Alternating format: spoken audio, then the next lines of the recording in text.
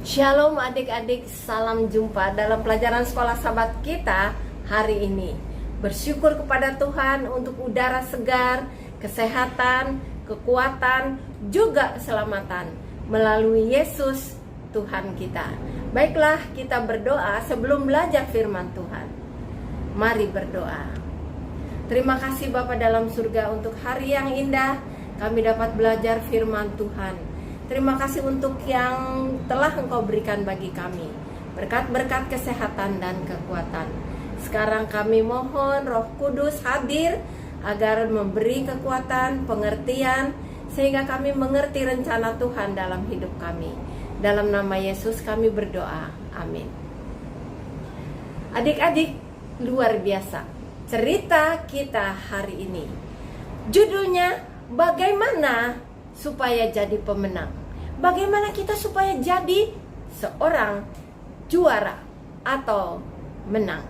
Dengan ayat hafalan yang terdapat dalam Wahyu 3 ayat yang ke-21. Yesus mengatakan seperti ini. Barang siapa yang menang, aku akan mendudukan dia bersama-sama dengan aku di atas tahtaku.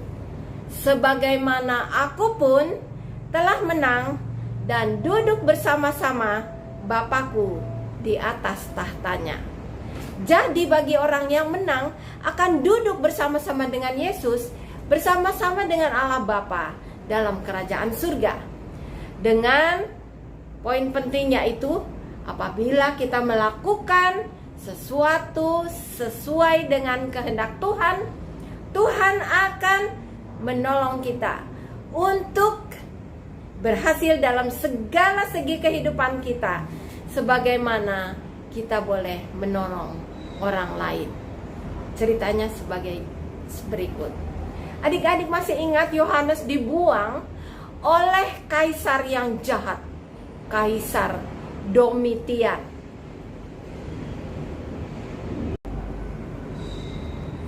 Dia dibuang di Pulau Patmos yang gersang, berharap dia akan mati di sana. Tetapi sebaliknya, Yohanes bertemu dengan Yesus di sana.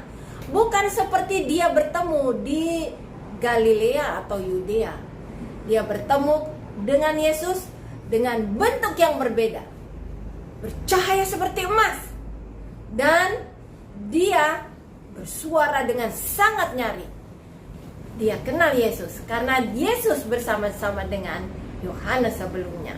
Dan pada suatu hari Sabat, Roh Kudus menuntun Yohanes dalam penglihatannya untuk menulis surat kepada jemaat-jemaat yang ada di kerajaan Roma pada waktu itu. Nah, yang pertama, suratnya ditujukan kepada Efesus. Efesus adalah kota yang sangat besar, kota perdagangan. Tetapi di sana banyak kuil-kuil dibuat untuk menyembah dewa-dewa. Tetapi Tuhan membuat perintah untuk menulis surat ke sana. Katanya begini, tulis, aku tahu perbuatanmu, kata Yesus. Engkau penuh kasih mesra. Jerih payahmu itu sangat dihargai. Kamu sabar terhadap orang-orang jahat dan tidak mau menerima mereka sebagaimana orang yang melawan kepada Tuhan. Dan kamu sabar menderita. Tetapi satu yang kamu lupa, kamu telah meninggalkan kasihmu yang mula-mula.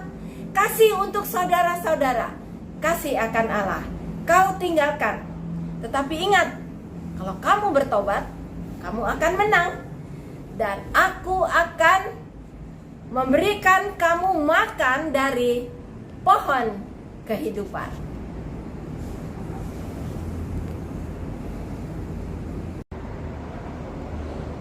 Setelah Efesus, jemaat yang kedua adalah jemaat Smyrna. Smyrna terletak dikelilingi oleh gunung-gunung sangat indah. Dan di sana juga adalah pusat perdagangan sama seperti yang ada di Efesus. Nah, Tuhan mengatakan, aku tahu kesusahanmu. Kamu sabar dalam kesusahan. Kamu selalu setia kepadaku. Dan kamu tidak takut menderita.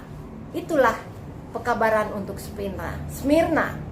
Yesus mengatakan, kalau kamu menang, ingat ya, aku akan memberikan kamu apa? Mahkota kehidupan. Bagi Smyrna, mahkota kehidupan. Dan memang Smyrna akan mendapat mahkota kehidupan itu. Lalu yang ketiga adalah jemaat yang disebut dengan jemaat Pergamus. Di lembah yang luas letaknya, dan gedung-gedung tinggi, bukit-bukit yang tinggi ada di kota itu, membuat Pergamus suatu kota yang sangat indah. Dan aku tahu, kata Yesus, kamu itu tinggal di tahta di mana ada iblis-iblis di sana, karena mereka suka menyembah dewa-dewa, terlebih dewa yang disebut dewa Zeus. Tetapi berpeganglah kepada namaku, bertobatlah, dan aku akan memberikan kamu mana yang tersembunyi.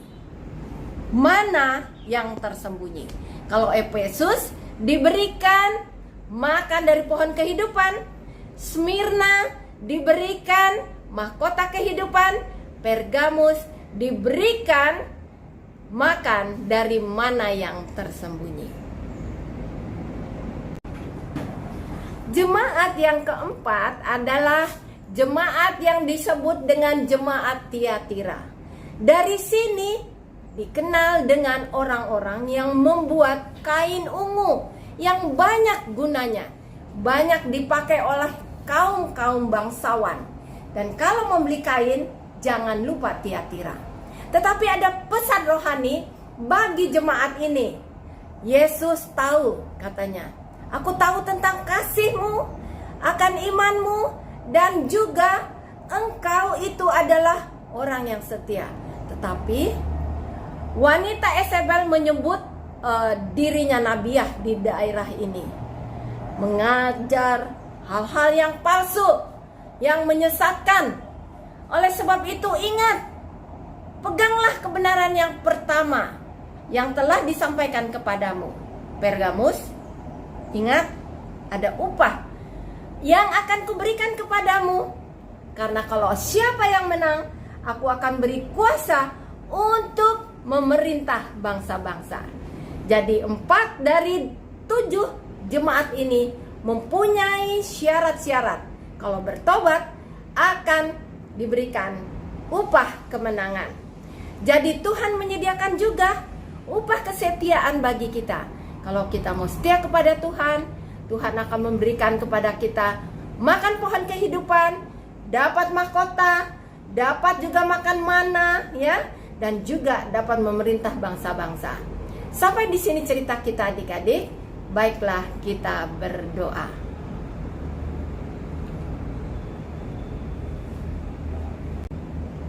Mari kita berdoa, adik-adik.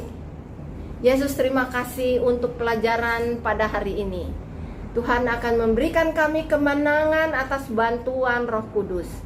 Ajarlah kami untuk bertobat dan melakukan kehendak Tuhan, agar upah kemenangan boleh menjadi bahagian kami. Terima kasih Bapa karena mendengar doa kami. Dan kami mohon berkat untuk semua anak-anak yang hadir dalam acara ini. Dalam nama Yesus kami berdoa. Amin.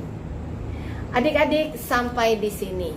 Sampai jumpa lagi dalam acara Sekolah Sahabat kita berikutnya. Tuhan memberkati.